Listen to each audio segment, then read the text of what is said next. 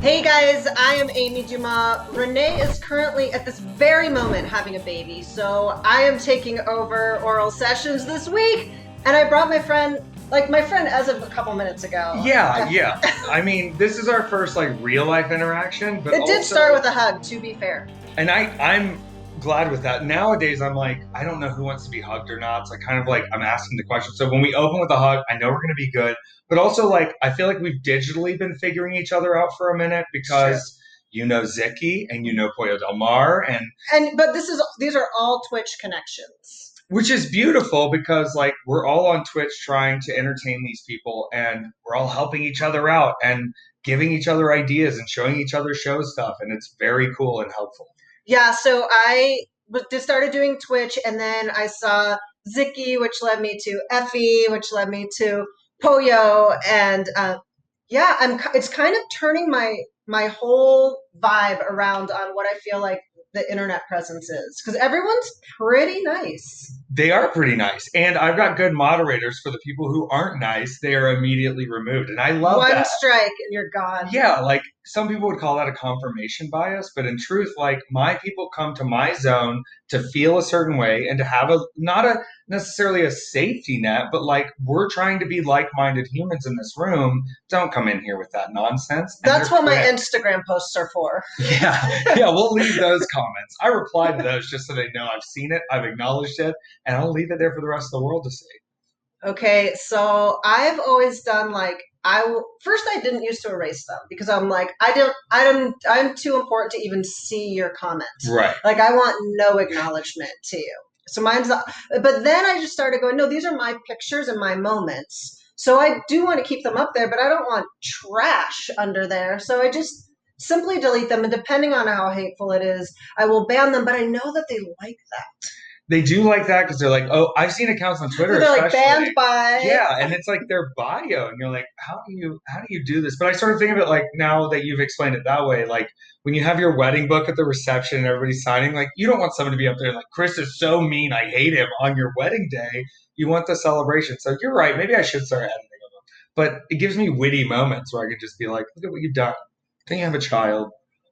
The man with the mic never loses. Like, It's and that's true. it's like my Instagram profile. Like, I'm on stage. Like, you will not win this one, but go ahead if you want. I love that. So, how long? Effie's. I don't feel like I did a proper introduction. It's You okay. just I mean, jumped like, right in. I never do a proper introduction. So like with wrestling, we got to a point where everyone had 400 nicknames and they had their height and their weight and oh they do jujitsu. They had to say everything. So in my opinion, since Elvis sort of stole everything from everyone, I can steal from Elvis. I only let anyone ever say this is Effie. That's it. Because in my opinion, like now the work is on me to give everyone a chance to figure it out. Like every night, maybe I'm a little different than what you thought, and your perception of me is correct because all I gave you was this is Effie. You know, I didn't promise anything beyond that, and you get to decide. So I like the fun of that sort of introduction versus like, do you know everybody that hates me? All right. So if you are in, so you're currently on the Indies. That means you're wrestling anywhere. You Anywhere. pick up the phone. You're like, yes. Well, I remember we had a saying that at the crew that I traveled with on the Indies, bell to bell. If I can get there, I'll take the booking. You Oh, know. absolutely. So you're everywhere. Do you kind of morph or like what you're going to present to the depending on the crowd, or are you just like you're gonna morph based on what I do? Yeah, I've explained this in a way where I hope it doesn't sound unprofessional, but I'm an emotional wrestler, which is probably why like I'm in love with just the sport and art of the whole thing, and I don't like the little lines in between. And in my head, if it gets over in that ring, if it's safe, if the fans enjoyed it, like that's good wrestling to me. So whatever I'm feeling that day, like that's what you're gonna get. And sometimes I'm like rolling into the room and I'm like, I'm gonna do crazy bumps and stunts, and then sometimes I'm like, I'm gonna make them just as excited doing the goofiest little comedy spots of all. But you're still getting Effie, and it's I feel like there's such an authenticity to that. Instead of being like, well, you know, every night this is what Effie does. Uh, Effy, sort of whatever Effy is, and people are like, your character is so good. And I'm like, girl, the time I'm in character is when I'm like having to go to Publix and go to the grocery store. This is the ultimate freedom. And I don't want promoters to be ever disappointed. So when I say that, it's not like, oh, you're going to get moody if he's not putting in the work. Like, I'm going to give you all of myself that day. If you are bringing me in and trusting me with a spot at your company, but it's going to be the all of myself that I'm choosing to give. Mhm. And it differs, but people seem to still be excited. So you're calling the shots, like I on always call the shots. I love that because I was the flip side of that where I'd come out, do just kind of some opening spots, like they're like testers, like to be Right. like, are you on fire tonight? What do you want to see? Like wrestling, showmanship, like what do you want to see? Yeah. And then, I mean, I'm talking house shows, Oh, of but course, of like course. then, and then have a conversation with whoever to be like, it's going to be one of these kind of nights. Yeah. But with the house show thing, I think that's like the core of wrestling. Like it's troublesome for me to try to sit through a full television wrestling program, but whenever I see that there's going to be a house show nearby, like for me to go sit in section 207 and watch from above and just watch house show wrestling of wrestlers sort of like having more of those riff Yeah. moments, like I get so much more excited about those main events because I'm like, everybody's looser tonight. Everybody's letting themselves show off what they do and they're feeling it out and they're playing to this room. Yeah. They don't have to play to the millions and billions. They're playing to me in this room. Or to push a storyline forward, or to go, we've got 8 minutes till this sponsor that gives $1 zillion has to get their spot in, and like so it needs to hit that mark, as opposed to a 10-minute match on a house show could go 8 minutes or 12 minutes and like everyone's fine. Right. We're still going to get out of here in time. Let them go. Let them go. It's seeing those main event guys, like not main event like main event of the show, like main event like the show they put on the internet. Seeing those guys get like 15 to 18 minutes, you're like, oh wow, they're all way more proficient than you would guess because they're only given these 3 minute, 4 minute squash situations. Yeah, I mean, I'll say for the most part, like my house show memories are like I have pure joy. That makes me happy. At least like you're remembering it positively because it seems like they're having fun. Like I get like excited. I don't want you to feel that you were bamboozled. Like I think the Yeah, joy like that everybody got you're that. seeing. Your sister's on TV. Yeah, and like one thing, I mean, during Stone Cold time, like we would just be clamoring in the back to run out at the end of the night and get stunned. Like we'd have our bags by the door. We're like, let me in, coach, and go get stunned. And it was like, that's like that you're riding that high all the way to Valparaiso. Yeah, like, you get to go take one bump for the biggest pop of the night. That's incredible. Yeah. So I mean, and that's you're creating those moments every night when you get to call your shots. Yeah, I like to tell people I don't feel comfortable in a leash. Like I'm pretty kinky, but I don't like leashes. And there's a lot of cats who really like leashes. Like they like to have exact directions and told what to do. And I just want to wrestle. I don't care if I'm thinking of it or not. And I couldn't do it. I just couldn't. I love the creative aspect. Yeah, I said like one of the main things I love about wrestling. There's so much, but is I love that no 2 days are ever the same. Right. And so I love that, and especially because like if it sucks, don't worry. Like tomorrow will be totally different. Yeah, aren't you booked next weekend? That's what I said to a guy. He was like, "Those fans are mean. The spots in work." I go, "Aren't you booked next weekend? Like, there's more opportunity." This is going to get big brain for a second, but like Shakespeare wrote a lot of plays, and I love Cirque du Soleil, and they've done a lot of different shows, and even Broadway theater. Like there's something live and magic, but they do the same thing every night. They've practiced a lot. In my situation and in your situation, we're a lot of times meeting up with people and coming up with things, and when you really look at it as what it is, which is stage acting in a play, we're working on our Topo Chico. We are working on our Topo sponsorship, by the Chicos. way. Topo Chico, it's so refreshing. When we think about the prolific nature of the amount of, and people will hate this, the amount of one act plays that you have co-written on the fly with people, we don't often think back and think, oh, I've written hundreds of plays. You did though, and you wrote many different ones, and they had the same similar tropes, and you could tell that Amy wrote that play. You could tell that she was involved with that because your print is all over it. But we don't often think like I'm sure the Undertaker's not like, think of all the dramatic moments I've created, but maybe he is. And having that mindset of wrestling is not wrong anymore. We're not the underground redneck trash sport, there's a higher level of fan and a higher level of expectation. And we've attracted that by sort of forcing it on the table and saying, here's what we think wrestling is. If you like it, come along. And they go, damn, that's pretty fun. Yeah, yeah. Um, Tell me this, because you just said like you'll be working on indie shows oftentimes with people you may not have much experience with, you may not know. Yeah. Talk to me about somebody being in the back and they're like, yeah, yeah, yeah, totally. I do this, I do this. And you're like, they seem super confident and very aware. I'm going to go with this. And then they are a different animal out there. So I'm going to do a little roundabout on this, but I started wrestling in the South, which was like Alabama, North Florida, Georgia, even South Carolina. And in those audiences, they're very unpredictable audiences and they're very mean and loud sometimes. And it really forced me to learn to think on my feet so fast, which now that I'm being given more opportunities, that ability to think on my feet is great. So what I'm getting to is I call two matches. I call the match that we discussed, and then I call the match in my head of here's where this is not going to be right and what I'm going to do instead. And not that I'm going to stick to my exact ideas, but the fact that I've already said to myself, I'm going to go ahead and trust this person. But if they don't, I'm not going to look like a fool for not knowing what's going on here. And that think on your feet thing, it helps out so much. And I did a match one time where I got to the venue late and, the guy was pretty new. I was like, tell me the things you do. Like, I'm going to work heat on you. We'll be fine. Got to the back, he was like, oh, that was incredible. That was so much fun. And I was like, brother, that was wrestling. That was wrestling. And I hope everyone who jumps into the ring and says, I want to take a bump, I want to run the ropes, like, I hope they find that point in themselves where they go, like, I feel comfortable just walking out there now. I know what you do. You know what I do.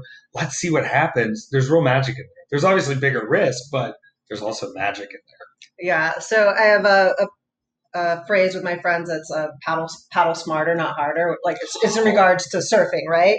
But so it's easier to just feel all of your elements around. But when a wrestler is new, they have such a reluctance to it because they feel safer planning everything out. And then they're doing more like a Broadway show where they've rehearsed something, whether it's in their mind or whether it's in a ring 100 times, as opposed to feeling. And so when people go and they go surf lessons and they're like, I stood up, and I'm like, yeah, great, but like an instructor pushed you into a wave and told you to stand up. But there are so many elements that you have to like look at the wave, see the peak, like time it out right, know when to turn around, know when to paddle. Like there's so many elements that standing is only one. So it was like, no, like when you say like that's wrestling, when you can just put the board in and feel it, and you go, I'm not taking that one. I know that one wasn't right. Like it's good. That's fantastic to me. And oh god, I mean, like there's such a sense of like you feel it, right? Oh, like, you know if you can wrestle versus if you think you can wrestle. Yeah, and I love the last thing I want to say when I see a professional wrestling spot is they really rehearse that well. Like that's great. And as someone who is in a backstage position, it's great to go, oh, okay, that is done well. Good job, boys. But when I'm going like, wow, everyone really made every single mark on that, I'm like, at the end of the day, the core of this is we are simulating a fight. I can be goofy, I can be silly because that's who I am. But when I turn it on and when I get there and when I go nuts, I am in a fight. And so when things feel a little off, when things feel a little sketchy, when you don't know what's happening, like we still can find those moments in wrestling, but not if we're predicting every single part of it. We have to sort of trust ourselves to have that looseness to go, yeah, this is going to sound silly. This is going to sound stupid, but it's going to work. And here's why. And then showing that, oh, I would have never done that in wrestling. I'll use this for example. We did a 24-hour wrestling show recently for GCW. And it was during the pandemic, closed set to raise money for the wrestlers. And what was cool about it is they raised $54,000, Game Changer Wrestling, and it was split literally evenly amongst contract guys, amongst just starting in the indies, and the spirit of, hey, everybody is worth the same here to get this show done is great. But 24 hours of wrestling, and a lot of the fans are marathoning it. You have to sort of throw exclamation points in there to make sure that people are paying attention still. And it's not just, is that another hip toss? Is that another international? Oh, a frog splash. So I told Billy Dixon, I said, Billy, throw me down the stairs. He goes, what? There's a staircase in this building. I go, just get me to the top, kick me, toss me down the stairs. And he was like, that's very dangerous. I was like, I know, but I love Buster Keaton. Let's see if it happens. And all of a sudden, it's 11 a.m. The show's been on for 12 hours, and people are freaking out. They're like, whoa, he fell down the stairs. 10 hours before, I'm fighting Homicide, who is, an indie legend, Ring of Honor, a guy who was stabbing me with a fork. I'm doing commentary at 5 in the morning. It's not surprising that Effie would fall down the stairs being that tired and exhausted. Mhm. But also, is he messing with us here? And those little grabs of everybody going, I know wrestling, I watch wrestling, and having those little exclamation points that are sort of out of nowhere and not necessarily wrestling, but I'm using the same skills and techniques. That's where the future of this is going, is sort of those hidden things of, I can't believe what I'm even seeing right I love that. I did a cage match with Victoria, and I had a spot where I was like, I'll go like I'm climbing up, but I'll trip because it was into the match, and you would, now. right? Right, You're right. tired and this, and then all I saw was Lita sloppy. She does it. I'm like, I got you. I Like, got you. yeah, It's you think you're so smart. yeah. I just want to say Victoria is one of my favorites. I met her at an independent wrestling show. Hmm. Like we just had seats next to each other at one of the Oh PWG wow. events. She was like, "Are you a worker?" And like we started talking, and she was like, "How are you not a baby face?" I was like, "Well, I live in North Florida. That's why I'm not a baby face." But we stayed connected, and we even like did a short film together recently. And that's sort of that thing I was saying about earlier, is like there seems to be a shift amongst the veterans in this business of wanting to help out and give that positive feedback, and like not sharing the piece of the pie necessarily, but like, hey, honey, we've got an oven. I baked all sorts of pies. Come look at how many pies you can pick from. Mhm. And she's always been so magical. I heard her name and I love Yeah, no, she's so supportive and loves it. wrestling, Yes. after all of these years. And I, you've got to love that about her for It's, sure. it's so cool. It's great. And she's still like, she hasn't aged. It's incredible. Talk to me about growing up in Florida and in the South. And wait, not so much as it relates to wrestling, but as it relates to who you are. Yeah. Well, like as a human being, I moved a lot as a child, and my dad worked for a major box retailer and was pretty good at his job. So every couple of years, when the store's in trouble, he's moving. So from my birth to when I graduated high school, I moved, I think, 6 times from North Carolina, South Carolina, Georgia, Florida, like all over the place. And then in But my in the adult life, Southeast. all in the South. Yeah. I've never not lived in the Southeast. And I've thought about like it's confusing because politically it's not somewhere that's ever agreed with me. But I think But there's your sort vote of counts more. my vote counts way more. I joked the other day, I was like, girl, I moved to Georgia and it turned blue. I don't know. But being in that environment, and both of my parents are very religious, and their parents were in the church. Like both of my grandpas were preachers, Methodists and Baptists. And so being in this environment of I'm always moving around, I'm sort of not really understanding their religious ideals. I'm sort of not fitting into them. And I always have to fit in where I'm at. You have to forcibly be egregious and polite in situations, and you're not going to fit in if you don't. So I'm still in the South now. Like I turned 31 yesterday, and people are like, "Why do you stay there? Why don't you go to Chicago? You love it. Why don't you go to California?" And I think there's like a little bit of a crust on me that's like, if I leave here, I won't get to sort of like fight the things I hate anymore. And if I leave here, I won't have all this food, and I'm obsessed with the food here. But It's being so sort of great the though, but point, like I feel like Atlanta specifically, it's like I mean, my most artistic, liberal-minded friends yes, are ITP. That's inside the perimeter. inside and You stay guys. inside the perimeter, honey. I've always joked. They're like, "Isn't Georgia?" And I'm like, "Well, Georgia's white and racist, but thank God Atlanta is very black and very gay, and we celebrate that here, and we need that here." So it has changed a lot. It's magical. So when you would didn't were you older when you first came out, or I did not come out until I got sober at the age of 23, which is when I started wrestling. I'm going to tell you this story briefly, and you're not really going to believe it, but it's true. I graduated college with a public relations degree. I minored in IT or something stupid. For the something sensible? sensible, I built a computer, I learned Excel, and I had been working at moving companies since I was 16. Like every summer, it was moving companies, it was make your own money. My dad was like, I'm not paying for your booze, make your own money. And I was like, cool, fine. And I would work at these companies, and I graduated. I have no job. I've been playing in bands. There's no money in that. I'll go run a moving company. So I was offered a position to be an operations manager for this company. I was quickly moved to the GM. I'm living alone in Tallahassee, Florida. I have very much filled my expendable income. I can buy any drug I want in a college town. I can buy any booze I want in a college town.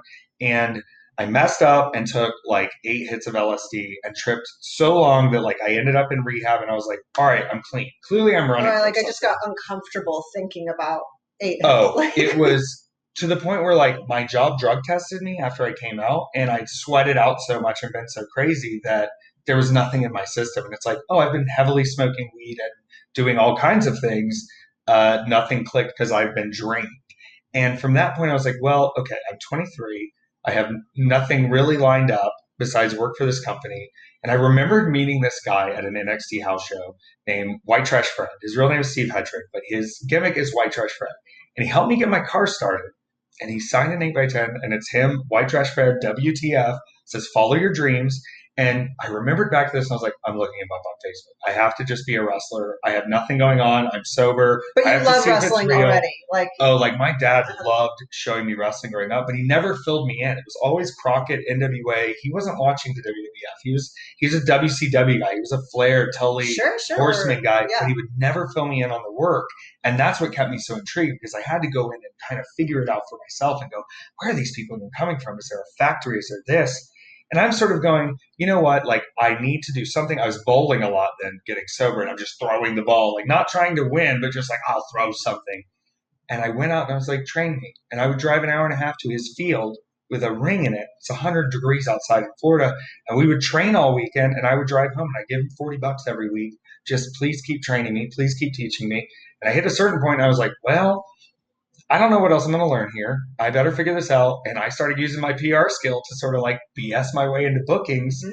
And my personality for music and just personality of just always being a crazy party starter, college, like my college friends are like, no one's surprised. You're wild. You've always been Mhm. wild.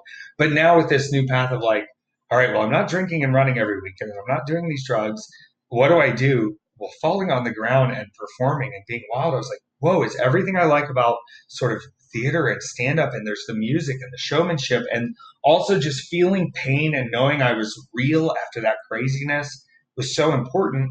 And as I started just like trusting myself and getting into these environments and like when you come in when you're 16, 17 into wrestling or 18, you're a kid. You haven't had jobs. You haven't done anything. Yeah. But I'd like lived a life at 23. And so I'm walking into locker rooms. I'm like, that's poor business practice. That doesn't make sense. That seems like gaslighting. That's a problem. And the fans were loving me so much that even though backstage I'm like literally stirring up wherever I go, they can't get rid of me. And there sort of started to be this magic of like, he's going to do what he wants. He's going to go where he wants. And even in those small shows, like, I'm not even talking about now, like, oh, GCW big show, he does what he wants. Like, I've been doing whatever I want since 2014, 2015. I worked a church show one time and they told me to tone it down. They said, could you tone the gay down? I said, oh, definitely. And I went out there and just started running my mouth and saying crazy. They put the belt on me the next month because it was too over. Mhm. So learning to trust myself and learning like, hey, all these people are going to give you boundaries. And you learn this along the line of like, the reason they give you boundaries most of the time is not necessarily so that you do better, but so that you don't do as good as them. And when cats start to wake up and realize they might have been given bad advice, they sort of start to turn to my team. And I'm like, I like to consider myself in the indie world like a weird secondary education of like, girl, I'm not going to TV. I'm not going to the Fed. I'm not going to work for Cody. I'm not doing it. I have a different plot, a different path, and I see wrestling in a different direction. Having that second opinion of like, hey, this guy's saying the opposite of everything everyone else has been telling us. I'm not saying follow my path directly, but I'll show you my tax returns and we can talk. You know, it's that sort of like, I have a confidence now that's been built because trusting myself has given me sort of every single thing I have. Mhm. Yeah. So why do you think it is then? So like I hear a version of this with like lots of successful people on the indies, whether they have had a stint at a bigger company or not. And then that offer inevitably comes around and then they sign. Right. So I get it too that like the hustle is hard. Yeah. Like there are like it's on you. No one's like handing you a paycheck. You got to go get that Right. paycheck. Right. But there's also freedom in that, and there's all of the benefits that you just said. Do you feel like it's somebody they're just like, you know what, I want to not hustle for a minute, or is there the Yeah. approval, or what makes all these people that like are already doing it as their own boss I don't know if it's give in or decide to take this other path, but that they've inevitably on the record somewhere trashed. Right. And then signed right away. Yeah. So I always think of like, I think wrestlers work themselves by going, I only want to be a wrestler. I only want to wrestle. Well, darling, you're literally in the wrong business. Mm-hmm. You know, Vince said it himself. He's like, we're making movies. Yeah. And if that's the guy with the most money in wrestling, he's probably telling you the truth. And so these guys that come in, and I love bringing those real jiu-jitsu and MMA and karate backgrounds in, but for you to come in with that mentality of like, I'm supposed to be here for my fight, like you're McGregor and you're going to be done in 3 minutes, it's foolish because we are in the entertainment business. And because wrestling has always relied a little bit on the backstage narrative and it's always given into that, is it real or is it not? Because it helps us, like, a lot of these cats sort of got lost in the sauce. And instead of thinking about, I got to do well on the indies because it impresses fans who pay money and paid a full price ticket to see me. It's sort of, well, who from the Fed might see this footage and who might do this? And so while they're talking a big indie game, they're literally waiting for that phone call. Where I'm at now, and I'm very pointy about it, I often say I'm pointy, is I can't change any company, but I can make it more difficult for you to make that decision. And so by providing these like Twitch Pass or providing new merchandising pass or providing new ways to connect with people and new ways to get back to fans and show your supporters, you know, you're looking out for them and you want the best for them, there are ways that we can be more than just the 10 minutes we're in the ring. And giving those fans more to come back to is going to expand what they want to give to us. And instead of saying, hey, I got to get that contract within a year, my knees are already hurting, why aren't we looking and going, hey, if we promoted in this town of 400,000 people, we actually probably could get 1,000 people in this room instead of 70 because we only told people on Twitter our show was happening. There's a backwards mentality right now where people go, I need the clout rub of a company to give me money. And they know that now. And so they're giving them less and less and less and less. And this is verifiable. Like, I talk to everyone. I know this fact. I don't want any heat here, but I do just want to push the positive of like, with the internet, with the distribution, with what I've been able to do, I am telling you there is no ceiling. And if you watch me and at least give me a little bit of trust, you don't have to do exactly what I do, but I want to at least show you these opportunities to where when they go, hey, you want your superstar contract, here you can come down, and it's, you know, 30, 40K for a year, and we're not going to pay for your apartment. And you're going, I'm achieving the dream. I have a contract. I am on the same name of the television show, but I'm making, you know, 400,000 less than what someone in 95 would have been paid, or 100,000 less than what someone in 2005 would have paid. We have these rose-colored glasses of, well, okay, now I'm here. I made it. I'm a TV superstar in wrestling. That's what you do, without going like, when was the last time you physically paid for or watched cable? Ask yourself that as a human. It doesn't happen anymore. No one acknowledges the shift yet, and wrestling likes when they figure out that something works because they go, that's the way it's done. And I go, well, yeah, it does work, but also like, how lazy to pick one way and think that's forever. Yeah. Yeah. So I mean, you started, when you started wrestling, the internet was already a thing, you know, like as far as a way to connect, to put your stuff out there. And you had mentioned, yeah, if your knees are hurt because you're a brand, if you will, as Right. I puke while I say that word, but, you know, like, so yes, you can be sore or recovering. And I mean, just notably, not only your merch and your like wrestling is gay, like that Yeah. whole like side brand that is taking on, but then Twitch has been huge, right? Yeah, it is huge because I'm connecting in an honest way with fans, and I'm not giving them everything. Like I've sort of said to wrestlers before, you know, the idea is like turn yourself to 11, but a lot of these guys turn every part of themselves to 11. Like the part where they're complaining about they can't like pay for their alternator, or the part where like they're complaining about the promoter. Like all of that's turned to 11, and not all of that is why people are coming to you. Yeah. But when they come to me on Twitch, they're getting a version of me that's like, here's what really happened this weekend. I know y'all saw the show, but here's what really was going on. And here's really the vibe. And, you know, it sucks to admit this, but there is a new kayfabe to it of 99% of the time you're getting 100% from me. That's just honest me talking. I'm tired on Mondays when I do my main show, but I'm also able to kind of secretly work some things in there and create more tensions and give people a look at like what wrestling can look like outside of it. And they put me on a front page show. Sorry, this Topo Chico's got me a little burpy. They put me on a front page You just show. got to take that out because that's not going to do well for our sponsorship. Oh no, you're right. But maybe people like burps. I don't know. When they put me on a front page show, they said, "Hey, people really love wrestling here."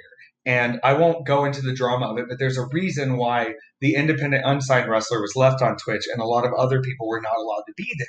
And Twitch came to me and said, and came to Ziki as well and said, the retention, the activity that we are seeing from professional wrestling being hosted by professional wrestlers or just the conversations with you is so much higher than a lot of our other content. We want to see how people react to this. And as more people are exposed to it, you realize that when we're in the indie world, oh, it's the only thing we think about. And it's wrestling all the time, and that's what I'm doing for the next 7 months. I know every weekend where I'm going to be. But these people are going, wait a second. This looks a little bit like what I thought wrestling was. But this is a whole nother version of wrestling. And there's so much different, there's so many different personalities and people that we haven't necessarily seen in mainstream before that they sort of get addicted to it. And there's sort of the unpredictability and the openness of wrestling where like, I feel like in indie wrestling, they will always at least give something a chance. They may hate it after a minute. Yeah. But they're always open to say, this may be the next big thing that takes the whole wrestling world for 5 years. We don't know. Or it may be something we dislike intensely, but they're at least going to give it a shot. And that to me is magic, to put all these weird things in front of people who've never even watched independent wrestling. And they're like, oh, this is just as entertaining as anything I've seen before. It's cool. Talk to me about when you're talking about so many things coming together. I've seen you play Fest wrestling before. Yes. Talking about, like, I love, first of all, Fest. I love Fest. I'm upset. I'm so happy it's back this year. So being in Atlanta, I didn't go because I'm like, well, this was outside the radius where like bands could play, like they couldn't play a neighboring city. I'm like, we get most of the big bands either on the way down or the way up. And it was usually Halloween weekend where I was like, no, I've got costumes to be in. I've got like stuff happening. But I went and I was like, oh, I've been missing out. And it was just so fun. But like, I love the convergence of comedy, musicians, and wrestlers because we are literally the same. Like, we're all like cut from the same cloth. Yes. And we've combined the, like, I'm sure you saw in those shows, like especially on the actual Fest weekend, like Fest Wrestling continued running throughout the year, doing sort of bi-monthly shows.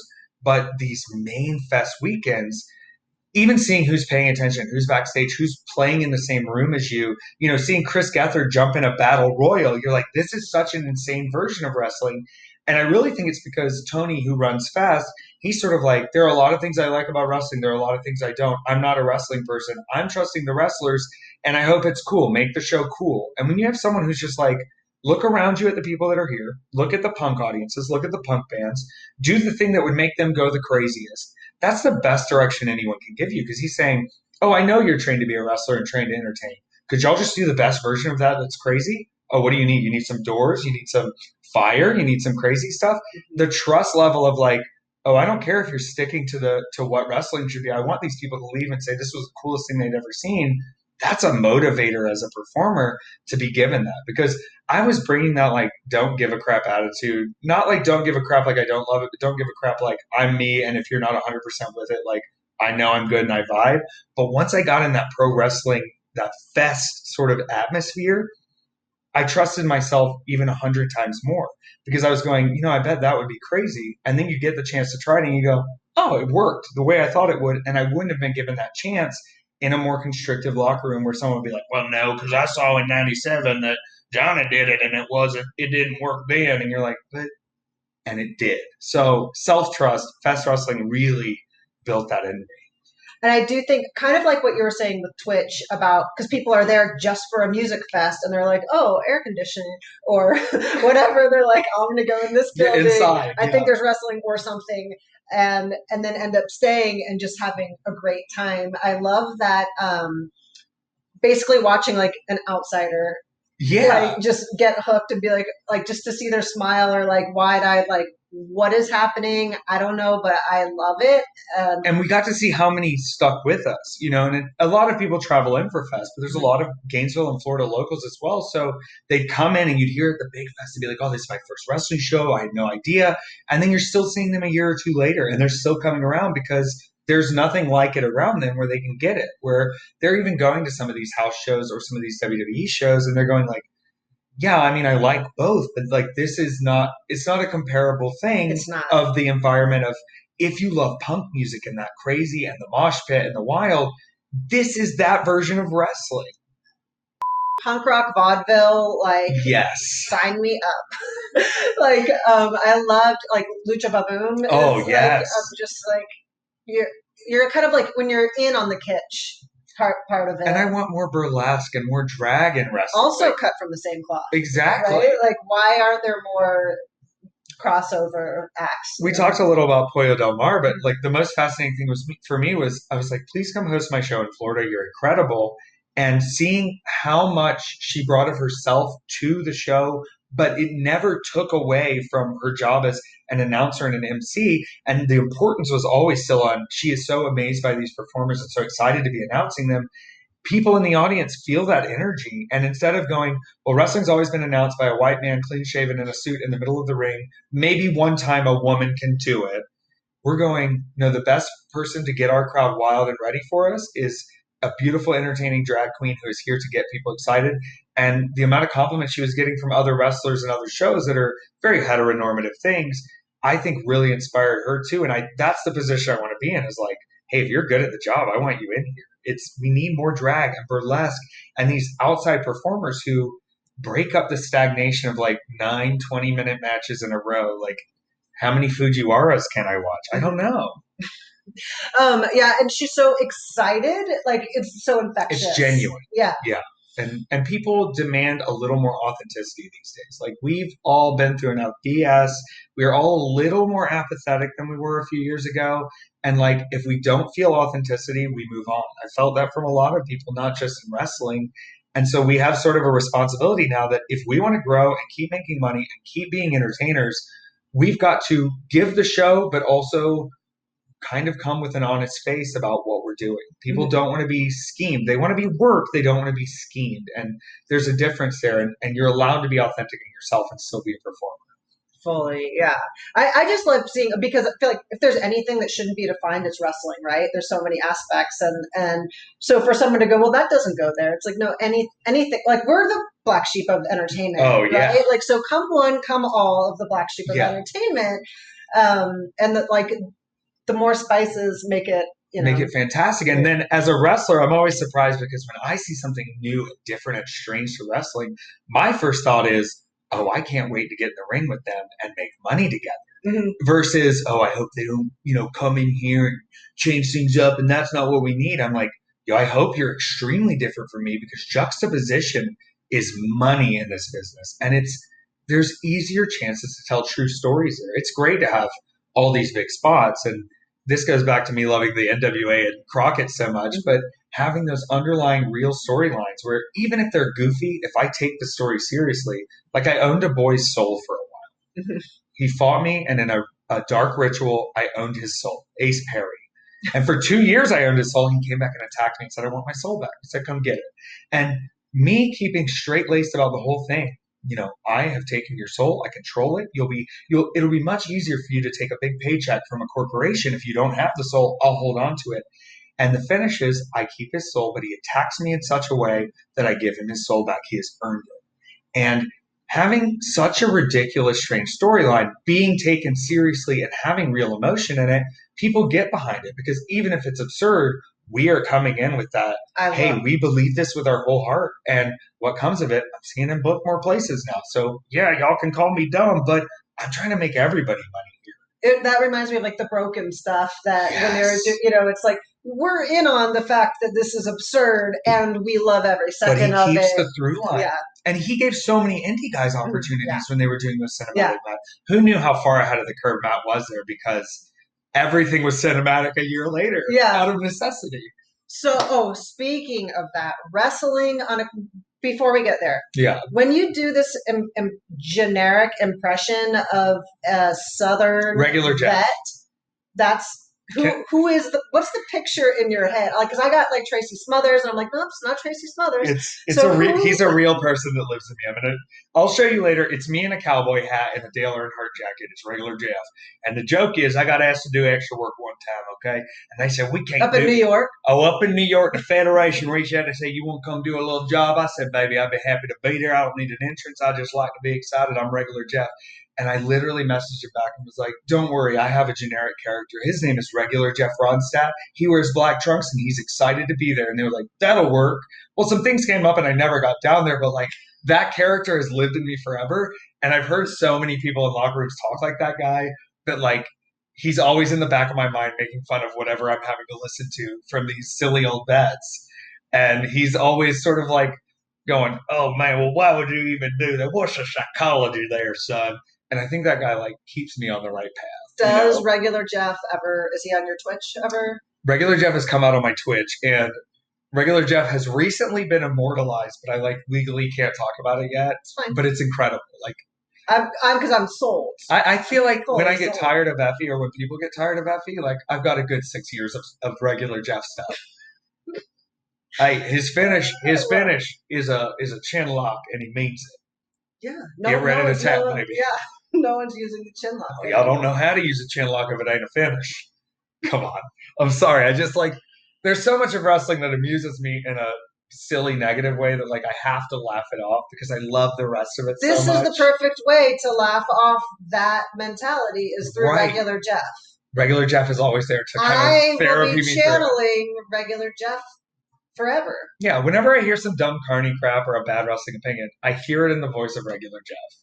He's there. I love regular Jeff.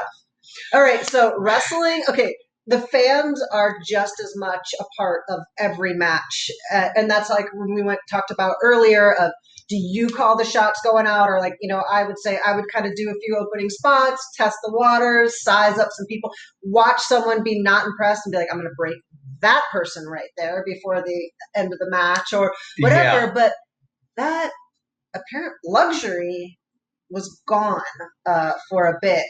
What was it like wrestling without fans? It was absurd. That's was absurd. Literally all. Like I couldn't watch it because I love wrestling, and I'm like, I don't love this. Right. And it sounds like weird. I can hear things. I don't even mean spots. I mean like, I'm like, I don't. It's too much. I think at one point you could even hear Michael Cole talking twice because the echo of him being 2 feet from the stage. But that was the same thing everywhere. The thing I really enjoy about it is this. For a minute, all wrestling was customs wrestling, and it was all the same. And some of y'all were in front of a big Zoom call that made you look smaller because we put giant heads in front of it. And some of y'all were in front of some of the roster, and some of y'all were in front of no one.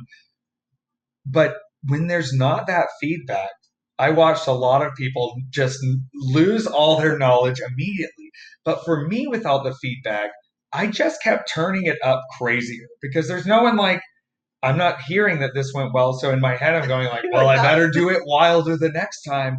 And so I'm having these matches where I'm looking back at them and I'm like, wow, I really became a true crazy person in the ring over the last year and just started riffing even harder than I was riffing before. And it was, I'm not saying that we were hitting crazy viewership numbers, but there was sort of an appreciation of like, well, here's a different thing that isn't going to last forever. That's very weird. I don't think they were watching it going like, oh, this is the wrestling I've been craving. But I think they're going like, how are these people going to hold up in this situation? And towards the end, even, we started wrestling more in front of some of the roster members that were filling in more. And so knowing all the people around you and knowing that they're sort of being fed the, hey, here's who you cheer for and here's who you boo for. I'm going out there going like, I'm going to mess with everybody. I'm going to make you think I'm dead. I'm going to make you think. Getting to work the people who are working all day, like it got a little more exciting. And now that we're back, like we had, I think 1,000 people in the room Saturday. These little things that you're going, I know this would work in front of a crowd. Getting the chance to feel that again, you're like, oh, damn, I was right. And it's awesome. But yeah, I hope we never have to do that again unless I'm being paid customs rates. Yeah, I mean, right. So that's what I mean. Going back way in the indies, I've done closed set matches that I don't need to ever revisit. But it reminded me of that. And just it got to like I was like, would I just give up? I feel like I would give up because I'd be like, ow, that hurt. Like Yeah, you your don't have any reaction. adrenaline from them. There's nobody firing you back up. It's just, oh, I'm on the floor. I just fell off a top turnbuckle. What? There's no one here. Talk about the trash talking. I feel like you had to be a lot more pointed in your trash talking because generally I'd be like, I wouldn't really know what I'm gonna say, but it's gonna read as like fiery and mad, but I'm like, you're gonna hear every syllable.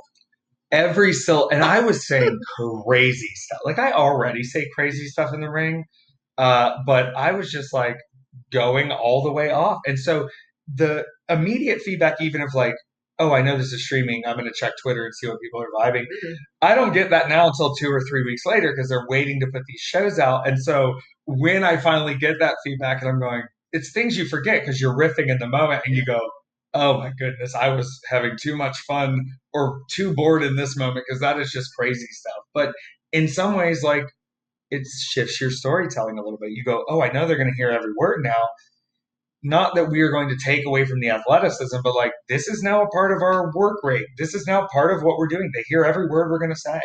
Yeah, yeah, I saw that too, where I watched the change. I mean, and granted, it was so much for the entire world to bear, right? When all of a sudden things came to a Yeah, screeching halt, not just the wrestling industry, but everyone kind of working on the fly and then watching everyone kind of adjust, very much and adjust. try to go, all right, let me try to work with what I have as opposed to put my head down and go and bear through this next month or so, or like whatever we Yeah, thought whenever was we going to thought of it, yeah, happen. oh, we thought.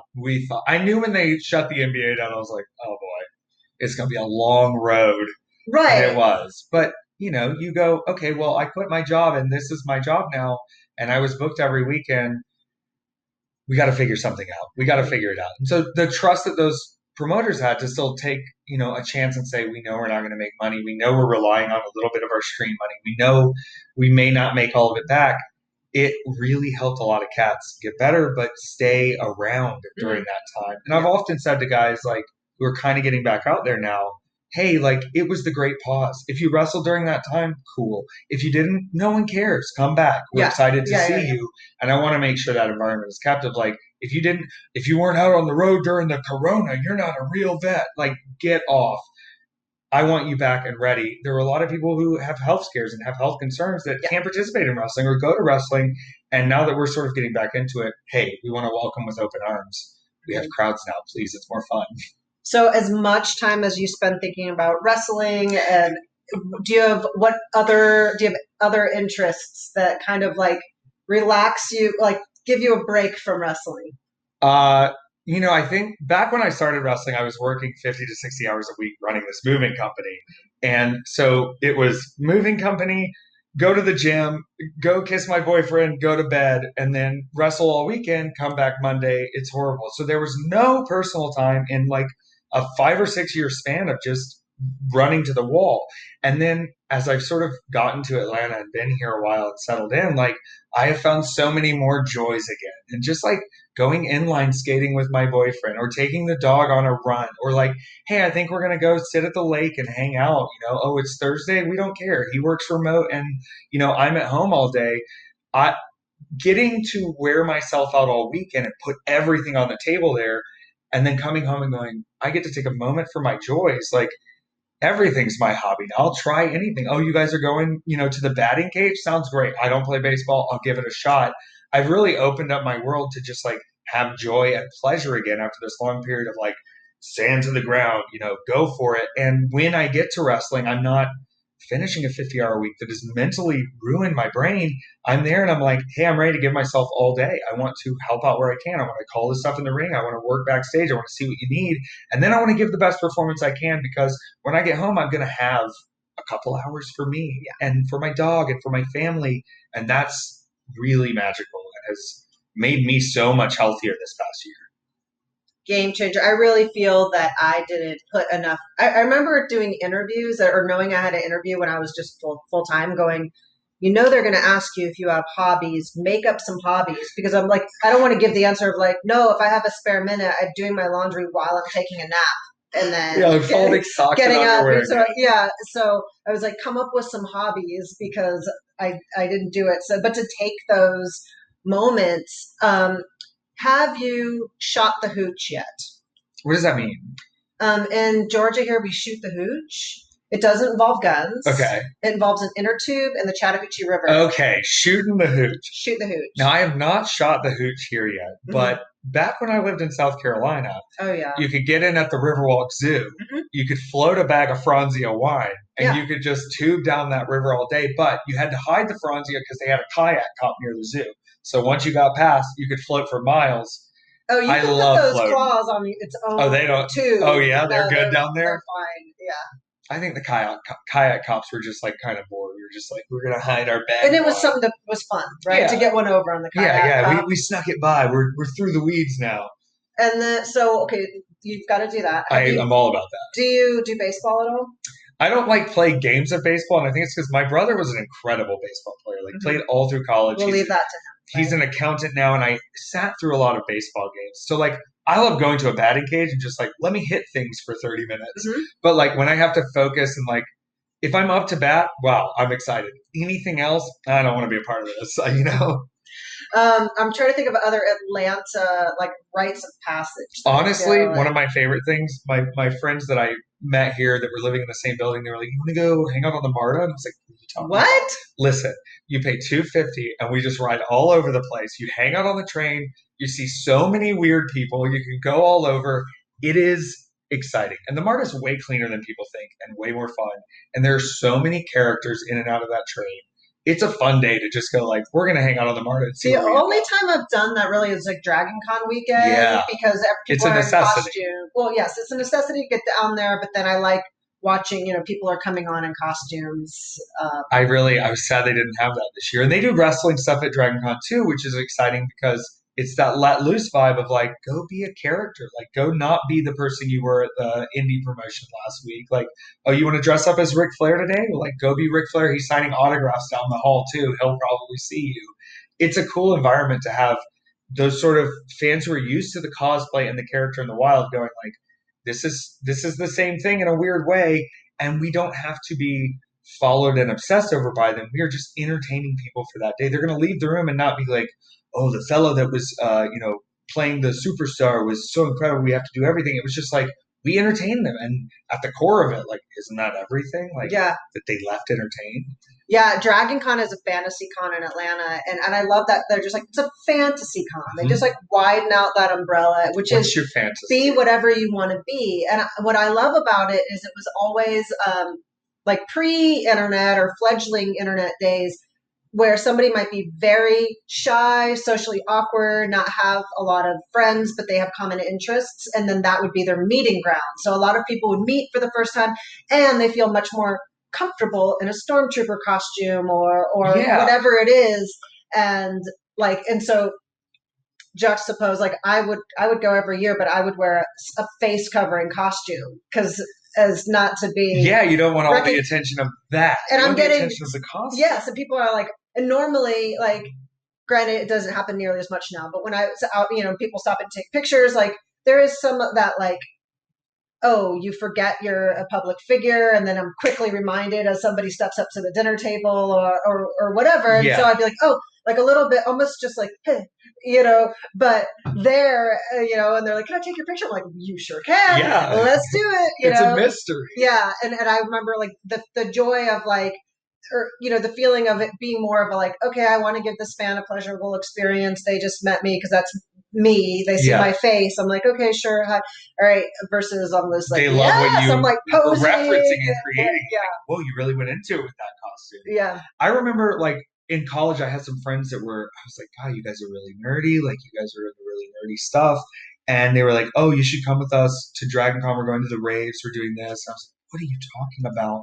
And then you see like what they're getting into. And it's like, it really is this ground of people going, hey, it doesn't really matter where you came from. We're all here to celebrate the fantasy and celebrate each other. Like, we're all from very different walks of life. We don't always party this way, but when we're comfortable around people who are willing to accept us, let's get crazy. And that's awesome.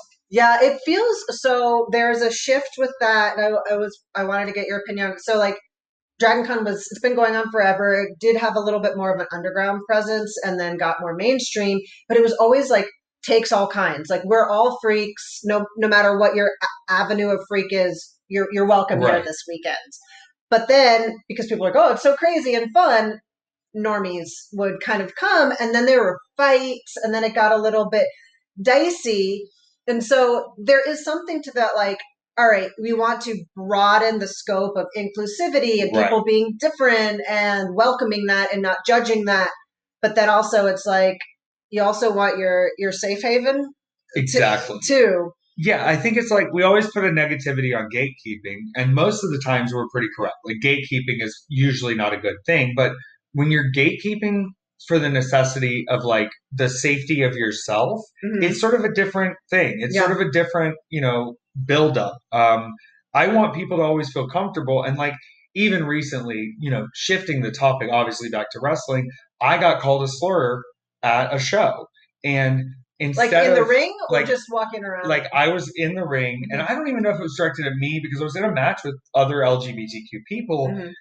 I took the move that I was supposed to take, and I looked over and made eye contact with the guy, and I said some words that were very threatening. Mm-hmm. And then afterwards, I made a whole scene of it, and I called him out, and I stayed there at the ring, and I made him apologize. I explained to people why this was such a problem, why it leads to violence, why there are issues, and I dealt with the situation there. And I'm not saying everyone should have to do that, but if you are able-bodied and if you are willing to step up and be loud enough, we need those people in these safe havens who are going to go, you know what, they may not want all this confrontation and problem, but when these things arise we have to stand there. And so like I hope there are people in that community that can have that sort of same regard for saying, it doesn't matter if you're attacking me or anyone else in here. If you have a problem with these people being themselves in this environment, we are not going to tolerate it. And I just, I'm not saying that anyone should ever have to fight back, but we have to at least set the precedent of you're not messing with someone lesser because Mm-hmm. we are different.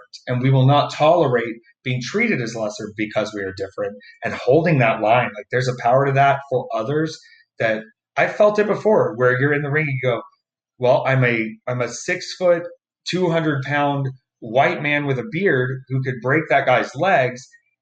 The little girl in the back who feels weird and doesn't know who she is, and feels strange and doesn't fit in here, she's not going to yell back. But if she hears that word and sees my response, at least she knows somebody thinks that's unacceptable, and there Mm-hmm. are people out there who don't put up with that, instead of going like, well, I can't go back there because those people think this, which is not the way it should ever feel.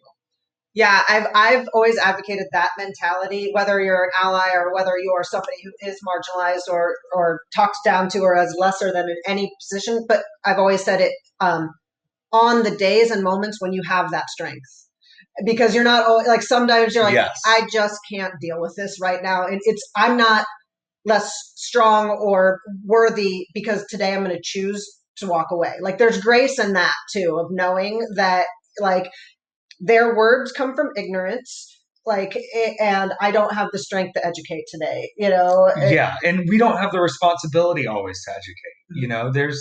There's no reason we should have to teach everyone everything about us because we are different.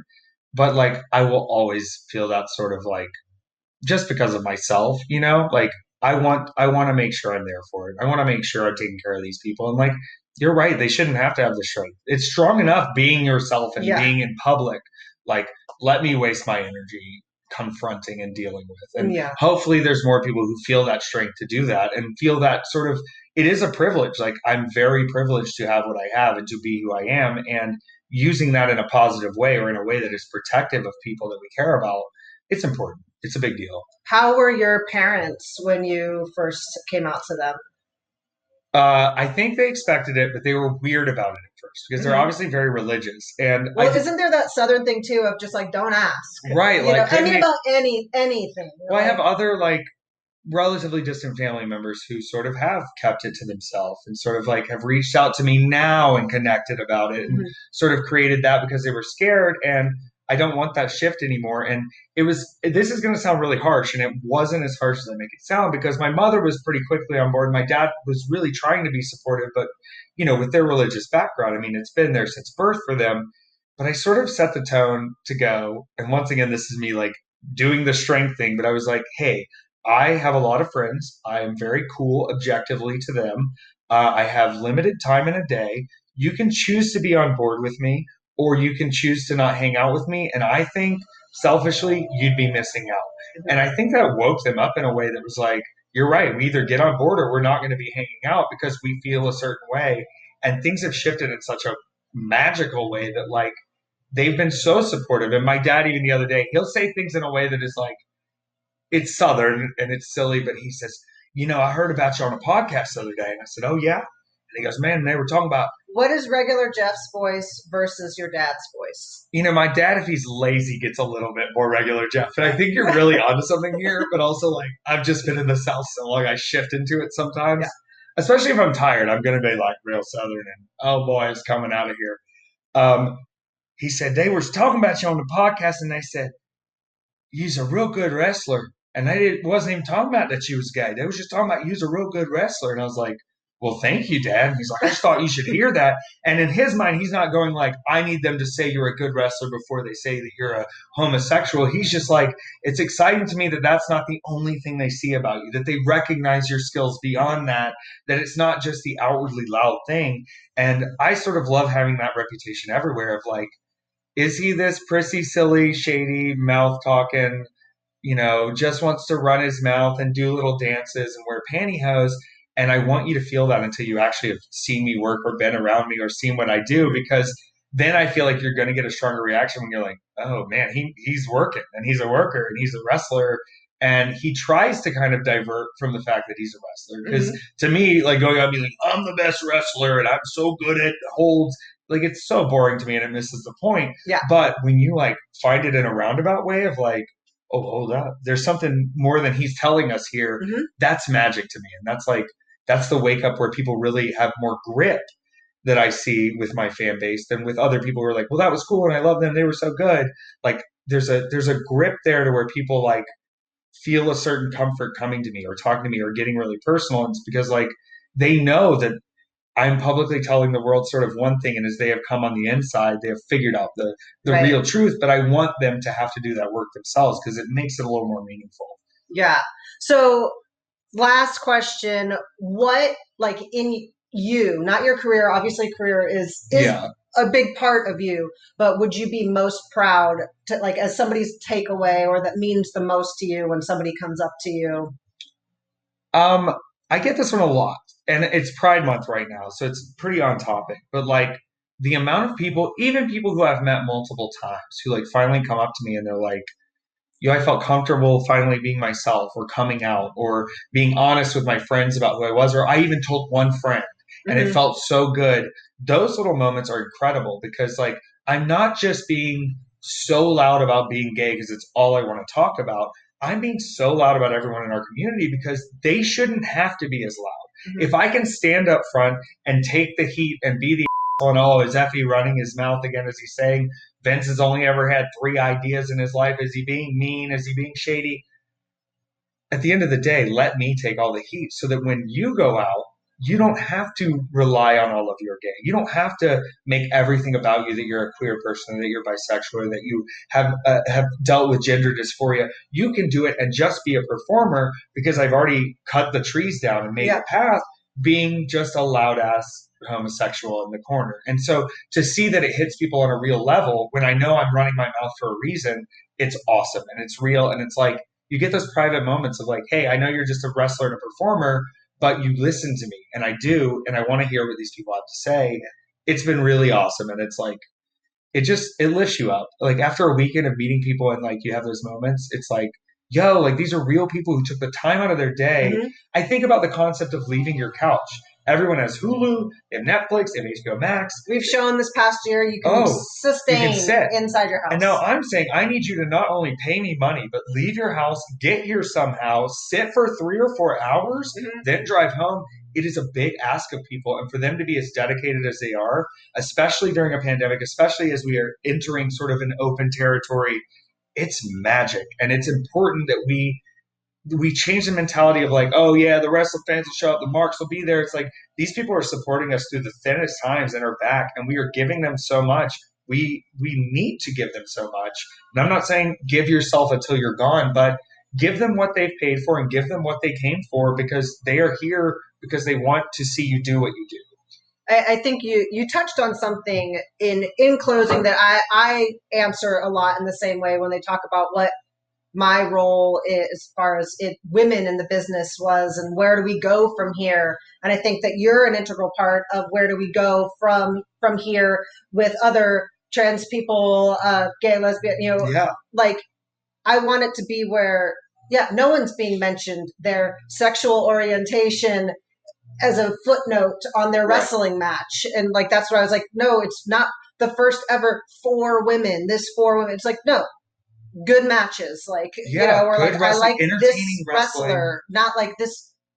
What gay wrestlers do you like? What trans wrestlers? It's like, who are your Yeah. wrestlers? Like, Or it's when people like, say, what are the dream matches? They're not going like, we have to put the women together. We have to put the black people together. We have to put yeah, the LGBT. They're going like, how crazy would it be to see someone like Dark Sheik from Hood Slam go up against someone like Chris Dickinson who's in New Japan? And there's not the mention of like the gender or the change or the style or, it's just like these are two incredible athletes and entertainers. And to see their skills clash, it would be incredible. I love that vibe, and I hope we continue to sort of open that path. And this weekend alone, the amount of people coming up saying, this is my first wrestling show. This is my first GCW show. This is my first time seeing anything like this. And you're going, we're just scratching the surface. And the second we stop getting so in our heads about wrestling, and it's why I try to push so many buttons, and it's why I try to be so loud, because there are people who need this and who would love this, who would enjoy this. We have not given them the path to find us. We've not made it easy, and we've expected them to have historical reference for the past 50 years to be a valid fan of what we're doing. And throw it out the window. We are here to give the people a show and to give them drama and give them truth. And I'm like ready to go. mhm. I love it. Well, I thank you for your time, but also I thank I'm you. running one more thing here, Okay, go Miss ahead. Amy, Sorry, I'll because close after. you mentioned it very briefly, the wrestling is gay thing. Mhm. And this is like the most exciting thing. I've been excited about it forever.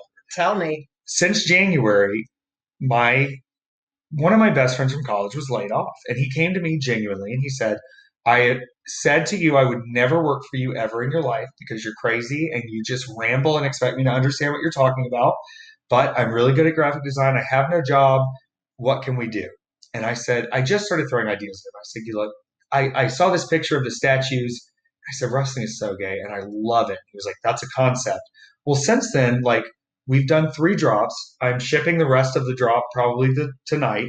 Uh, and we've raised over $4,000 for an Atlanta-based LGBTQ homeless youth center. Oh, And they're giving job placement and skills and helping people get education and helping people get out of homelessness. And there's so much that we can do with wrestling and the silliness of it that is like real life applicable. mhm. And seeing that like it has nothing really to do with Effy beyond it being a silly phrase that I came up with, and seeing that like we've been able to put real money back into stuff, I'm so excited. And then like with the meetings I've recently had, like it's only going to expand more because the limitation of wrestling is gay right now, which the website is wrestlingisgay, because it is, and I love it. But what we're looking at now is, hey, what's the weak link about wrestling is gay? Well, it's me because I'm still shipping all these orders. I'm still packaging everything myself. I'm still ordering every piece of product, and like it doesn't make sense to be delayed 4 days because I have shows going on. Yeah. And like we're working towards that next level of like, how can we do even more? How can we give back more even to the wrestling community? I mean, we sponsored the women's show for the 24-hour block with some of the earnings of that. How can we use this silly wrestling stuff to really put it back into wrestling and put it back into the community and put our money where our mouth is to make the difference? And so like I think over the next year people are going to see so much more from us, and even beyond it being just clothes, seeing how wrestling is gay builds into live event spaces and growing in that way. I'm super pumped to see where we take it. And is your big gay brunch adjacent to wrestling is Oh gay? yes, absolutely. It's all, there's a lot going on, Amy. I'm very excited. The big gay brunches have been so exciting because the first one's canceled, and the second one, it's right after speaking out. I'm sitting here going, if I would have run my show, I would have had to just get rid of it completely. There were so many people on there that would have been a mess. And it wasn't really people from our community. It was me going, oh, well, we need the cloud of wrestlers Mhm. that people already know. But when it came to October, I said, Brett, I'm only booking people I know personally, who I know their actual human name, who I've spent time with as friends. And then you put all your friends on the shows and they get over and do so well because they're in an environment where they're being told, literally be yourself. I love what you do. It's already changed part of indie wrestling because I see my friends now booked in so many more places and with so many opportunities. It's magic. Like we are forcing the issue by being good and showing up and making it happen. And to have the reasoning be like, I don't trust anyone in this business except whose house I've been to and who I know. Have that be a success is like it's heartwarming and it's awesome. Yeah, I love what you're doing. Just first of all, following your passion, like that makes for I'm the so best fired up all the time. life. But then also what it will do for others in the future and bridging that gap between being a eccentric that you're like, oh, I can hide behind the fact that it's wrestling, or I can tell only people that I think I know are safe versus to where we are getting and where you're helping propel things Yeah. is so important. And there's a whole team of people that are out there that are queer content creators that are helping. I don't ever want to take like full credit for anything, but like I will still go gung ho to the wall whether people are with me or not. Like let's go. I'm ready for all of I'm on board. So me, you've got regular Jeff, it. Oh, got regular me. Jeff, he's coming out, baby. All right. Well, thanks so much. And where can we find you? How can we support you? So back in the day, all my handles on Twitter were kill Effy, which sounds a little harsh, right? Like Hmm. kill Effy, because the challenge was nobody could. And after a certain amount of time, I shifted, and now everything is Effy lives. Hmm. So my Twitch is Effy lives, my Twitter is Effy lives, Instagram is Effy lives. I think even the Facebook is Effy lives, and my pro wrestling tees is Effy lives. It's all Effy lives. No one's been able to take me out yet. So hopefully it stays Effy lives and doesn't become the D Effy So lived. so easy. All right. So just type in Effie lives. Yeah. And you seem really interactive with your fans. So if Oh you have yeah. questions, you're most likely going to get a response, right? Always. It takes me a second You can sometimes, even be but mean. We've talked about oh it. yeah, I'll You'll, respond to you'll the mean get a ones. response there. Yeah, I won't block you either. I only mute because I still want you to have to look at me. So if you loved this or hated it, Effie lives. Thank you so much.